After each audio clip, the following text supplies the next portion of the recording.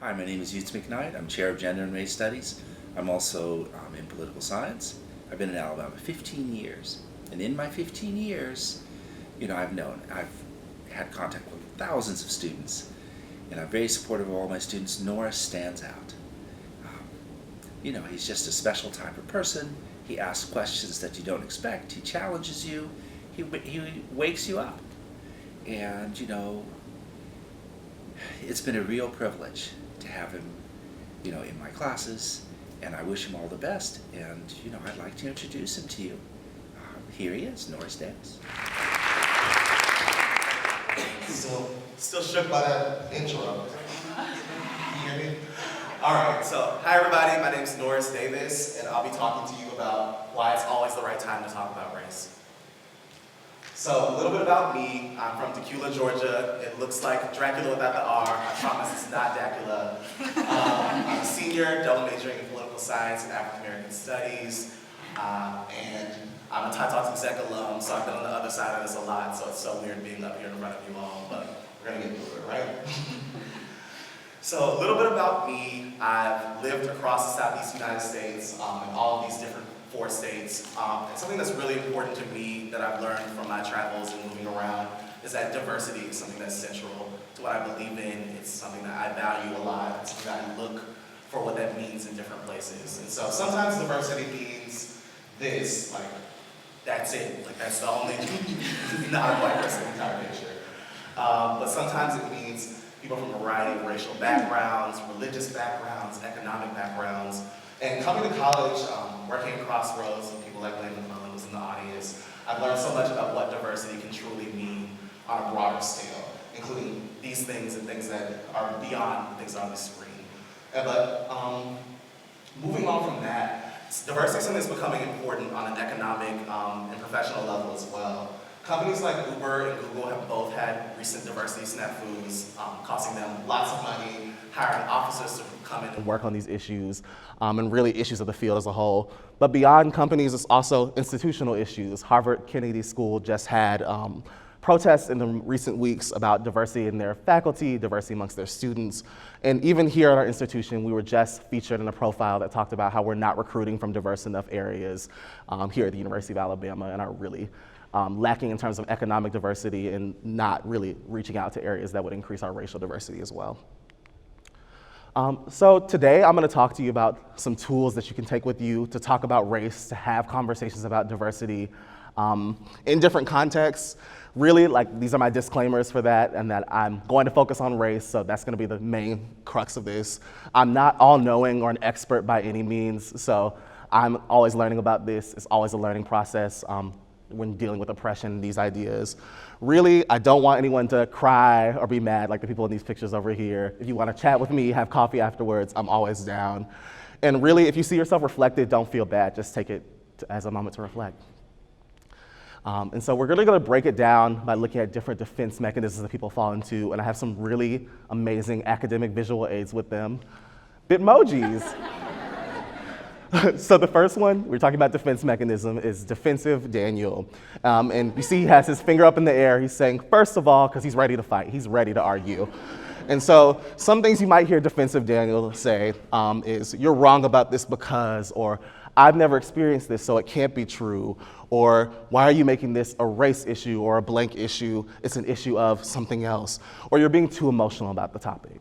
And the reason this approach doesn't work is that it isolates and negates other people's experiences. It doesn't allow room for conversation about other viewpoints. And you don't get to learn from other people's perspectives as well. And so we're going to flip defensive Daniel, and he's going to become dialogue Daniel. He says, what you're thinking about. He's ready to chat, ready to talk. And so he says things like, I've never experienced something like this before. Could you explain what that means? Or can you explain this to me, how race is related to this? Or really sometimes just silence. There's so much that can be learned from being an active listener and taking in other perspectives when we don't necessarily understand what's going on. And this is just better because it allows us to be open to other perspectives, have a conversation about hard issues, and doesn't prevent it from entering into areas of race just because it's something we're not necessarily comfortable with or know about. Next, we have guilty Greta. And you look in the mirror, she says, why am I the way that I am? And she's saying, I feel like being white prevents me from understanding this, so I'm not like my parents or my grandparents, so I'm not really a racist, or I feel like everything I try to do or say is wrong, and so instead of actually actively moving to change things, I'm just so burdened by this that I can't do anything at all. And the reason this is ineffective is that it does nothing to further progress in the conversation. It really is creating walls still. It prevents you from working and getting things actively done.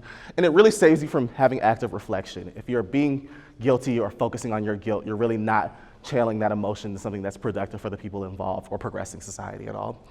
So guilty Greta becomes galvanized Greta, big G word. And she talks about how she can use her privilege to be successful and help other people lift other people up and be intersectional in that way. She's actively working to change the way society looks, and she realizes that she didn't necessarily understand what she said, but she's working on incorporating what she learned from that conversation into her perspective. And that's just more helpful because it allows us to improve ourselves in society and really using privilege as a motivating tool as opposed to something that barricades us from doing anything. Next, we have Woke Will. And Woke Will says that because he's taken a women's studies or race studies class, or he has a really awesome Tumblr or Twitter profile, he doesn't really need to hear your perspective about race. He wonders why you don't know these fancy academic terms up here. And he also says, oh, he comes from another minority perspective, so he understands exactly what it means for you in your racial perspective. And the reason this isn't effective is that it kind of removes you from having to learn. You're saying, oh, I'm an expert on this topic, so I don't have to learn anything from other people's perspectives. It can be harmful in that when we use academic terms, while that's great in a college setting or in a classroom setting, if people don't know them, they can immediately feel shut off from the conversation or that they have nothing to contribute in that way. And also that it means that you're complacent in where you are and that you're not actually working to progress or being an active scholar. I'm up here giving you guys a talk about how to have effective conversations about race, and even I'm still learning in this process. So Woke Will becomes Wise Will, and he really is saying that coming from his position, he understands some of your experiences, but wants to know how your experiences are different.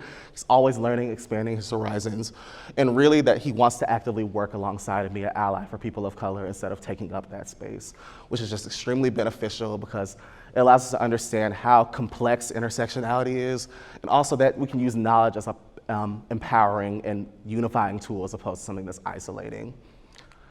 Next, we have colorblind Cody, and he's swearing on the Bible because colorblind Cody says he is definitely not a racist. He says, I can't see color, so of course I'm not a racist. We're all one race, the human race.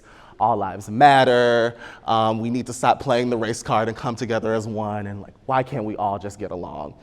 And the reason this is ineffective is that there's really no unity in just saying we're equal without putting in the work towards that. We all should acknowledge that we come from different starting places, and that just saying that we're equal or that oppressions don't exist doesn't mean that they still do. I mean, they're still real. And really that racism is more than just Klan-esque violence. There's lots of complex microaggressions and smaller things within racism that aren't necessarily upfront, in your face, visible violence. There's structural violence as well.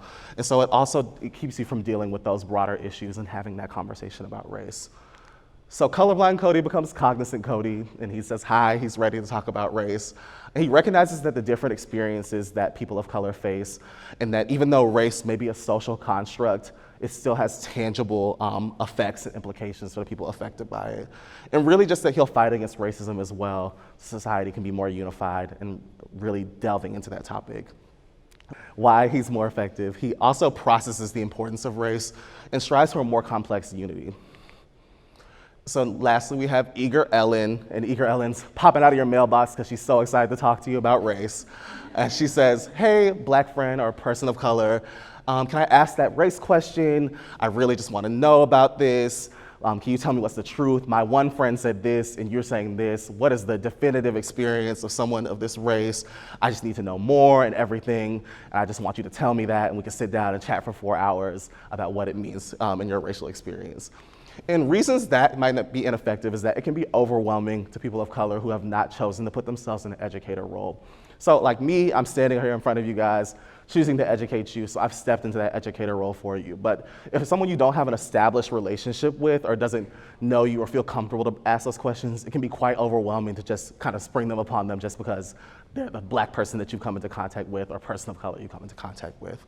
And really, it creates one view of race. I think something that's important to consider is that there are so many different viewpoints within a race. I'm giving you ideas up here that I'm sure people who are the same race as me might not necessarily agree with. And so really it's important to do active research on your own as well, and that not everyone has to take an educator role for you. And so she becomes empathetic Ellen, and empathetic Ellen says, is it all right if I ask you about this because we have an established relationship? She also takes time to look up things on it, herself. Like I said, it's a learning process. There's a wealth of materials online, books to read. I haven't read all of them, and so really taking the time to do that yourself can be impactful as well.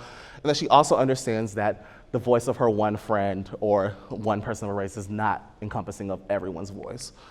And so this person, empathetic Ellen, is just more educated and respectful of people's time and personal space, and she understands that there's a varied perspective to race as well. So really the reason I've used these Bitmojis, as fun as they are, is to understand that these dialogues are crucial to our progress as a society. When I talked about Google and Uber earlier, those tech companies, when Forbes conducted a study, people said that almost 60% of them said that the most effective tool for diversity and inclusion in their workplaces was individuals having these sorts of conversations and dialogues and pushing in that way.